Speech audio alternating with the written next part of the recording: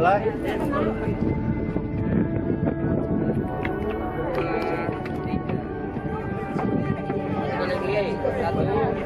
dua, tiga. Yuk. Bagus. Bagus.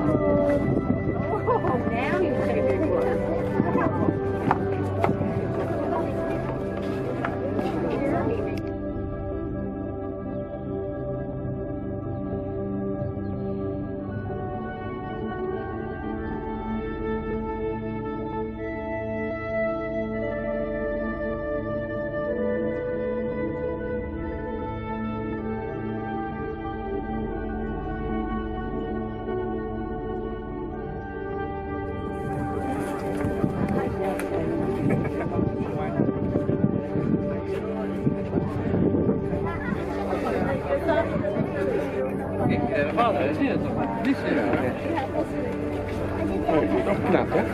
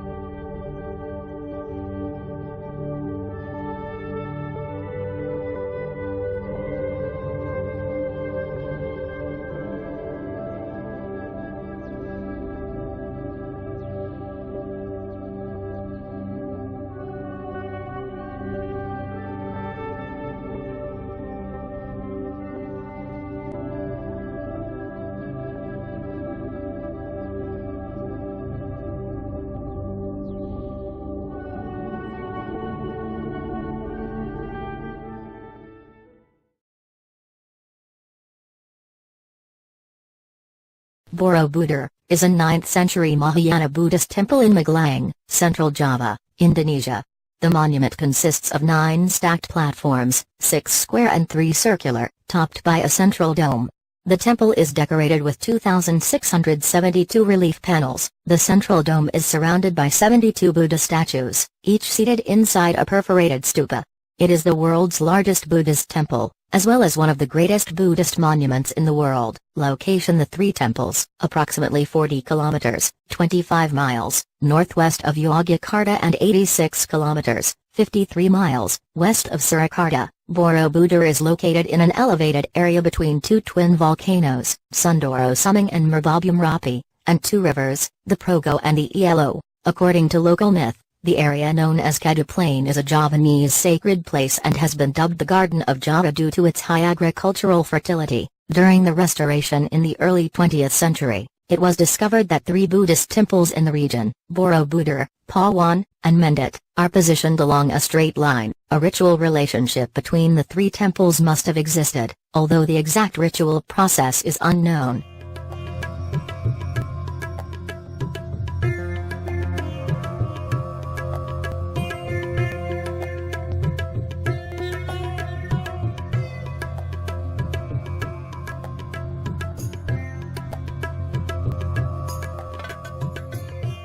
Let's begin by getting you quickly acquainted with Borobudur's layout. The temple has 10 levels, and the narrative reliefs are concentrated on 4 of them. Flipping to a cross-section view of the temple, you can see the specific location of the reliefs on the terraced levels. The best reliefs, the ones we're going to be taking a closer look at, the ones that depict events in the life of the Buddha, are located on the first terrace. We're interested in the ones that occupy the upper register. Here's what it looks like on location. I've left Jennifer in this photo to give you an impression of scale. You can see that the upper register is located above shoulder height. There are 120 narrative relief panels in the upper register cycle.